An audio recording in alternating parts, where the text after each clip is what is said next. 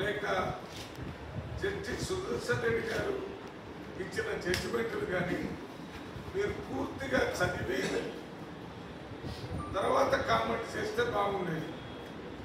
ఇవాళ భారతదేశంలో ఉన్న పార్టీలన్నీ కూడా ఒక ఫిలాసఫీ మీద మొదలైంది.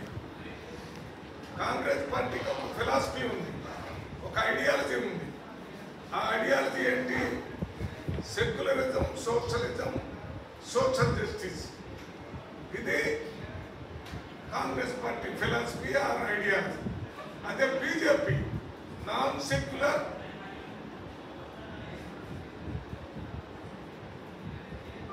Capitalistic, non inclusive group. ఇది వాళ్ళ ఐడియాలజీ, ఫిలాసఫీ. ఇవి ఎందుకు చెప్తున్నానంటే నిన్న రేవంత్ రెడ్డి గారు నక్సలైట్లకు కూడా ఒక ఫిలాసఫీ ఉందని చెప్పారు. నక్సలైట్లు ఎక్స్ట్రీమిస్టులు కానీ టెర్రరిస్టులు గారు.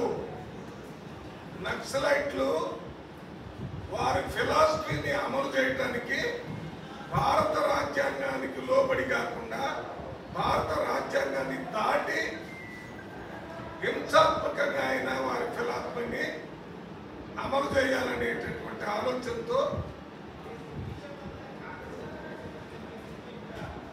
నక్సలైట్లు పనిచేస్తున్నారు. కానీ నక్సలైట్లు బేసిక్ ఫిలాసఫీ ఏంటి? భారతదేశంలో ఉన్న ప్రతి పౌరుడికి స్వతంత్ర ఫలాలు అందాలని, పేదలకి అదే రకంగా ధనవంతులకి మధ్య తేడా తగ్గిపోవాలని, ప్రజలందరూ సామాజికంగా, ఆర్థికంగా, రాజకీయంగా సమాన స్థాయికి రావాలనే ఫిలాసఫీని నక్సలైట్లు వారి ముందు పెట్టుకొని ఈ ఫిలాసఫీని అమలు చేయడానికి అవసరమైతే ఆయుధాలు పెట్టి చేయాలి. వాళ్ళు చావటము, ఎదుటి వాళ్ళు చంపటము అనేది అది ఎక్స్ట్రీమిజం. ఈ ఎక్స్ట్రీమిజానికి రేవంత్ రెడ్డి గారు ఎక్కడ సపోర్ట్ చేయాల. మరి ఏం సపోర్ట్ చేశాడు? పేదవాళ్ళని పేదరికం నుంచి బయటికి తీసుకొని రావాలంటే వారికి ఆర్థిక స్తోమత లేదు కాబట్టి వారికి 5 లక్షల రూపాయలతో ఇందిరామిల్లు కట్టేయాలని నిర్ణయం తీసుకున్నారు. పేదవారికి ధనవంతులతో పాటు సన్న బియ్యం తినే అవకాశం లేదు కాబట్టి సన్న బియ్యం ఇచ్చే ఏర్పాటు చేశారు. పేద ప్రజల పిల్లలు కార్పొరేట్ స్థాయిలో చదువుకునే అవకాశం లేదు కాబట్టి ఇంటిగ్రేటెడ్ రెసిడెన్షియల్ స్కూల్స్ పెట్టి దాంట్లో ఎస్సీ, బీసీ, మైనారిటీ వీరందరూ కూడా కార్పొరేట్ స్థాయి ఎడ్యుకేషన్ చేసే అవకాశం కల్పించారు. ఇది నక్సలైట్ ఫిలాసఫీలో ఉంది. రాజ్యాంగం ప్రకారం అంబేద్కర్ రాసిన రాజ్యాంగంలో ప్రజలందరూ ఆర్థికంగా, రాజకీయంగా, సామాజికంగా సమానత్వానికి రావాలని ఆర్టికల్స్ అన్నింటిలో రాయడం జరిగింది. రేవంత్ రెడ్డి గారు రాజ్యాంగానికి లోబడి రాజ్యాంగంలో అంబేద్కర్ గారు ఇచ్చినటువంటి ఆర్టికల్స్ ప్రకారం పేదవాళ్ళకి ఆర్థికంగా, రాజకీయంగా, సామాజికంగా లాభం జరగాలని పనిచేస్తున్నాడు. అందులో భాగంగానే మొట్టమొదటిసారి తెలంగాణ రాష్ట్రంలో కులగణన చేసి బీసీలకి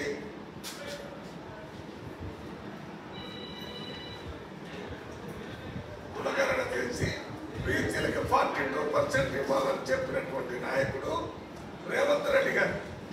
ఇది నక్సలైట్లు చెప్పారు కాబట్టి మేము చేయకూడదు, నక్సలైట్లు ఇండియాల పేదవాళ్ళ కంటే మేము చేయకూడదు, నక్సలైట్కి చదువుకునే కార్పొరేట్ వ్యవస్థ ఏమన్నారు మనం చేయకూడదని కాకుండా వారికి అందరికీ చేస్తున్నాడు.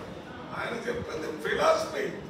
నక్సలైట్లని వారి ఫిలాసఫీ ఏంటో అర్థం చేసుకుని ఆ నక్సలిజం, ఎక్స్ట్రీమిజం తగ్గడానికి ప్రభుత్వం చర్యలు తీసుకోవాలన్నాడు.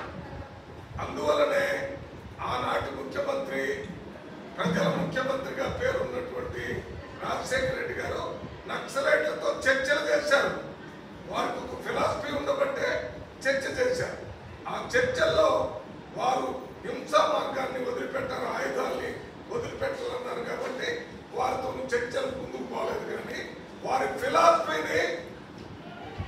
రాజశేఖర రెడ్డి గారు అప్పుడే ఇందిరమ్మ ఇళ్ళ స్కీమ్ తెచ్చాడు, అప్పుడే రాజు ఆరోగ్యశ్రీ తీసుకొని వచ్చాడు, అప్పుడే పేద ప్రజలకు కావాల్సినటువంటి అనేక రైతులకు ఉచిత కరెంటు తీసుకొని వచ్చాడు.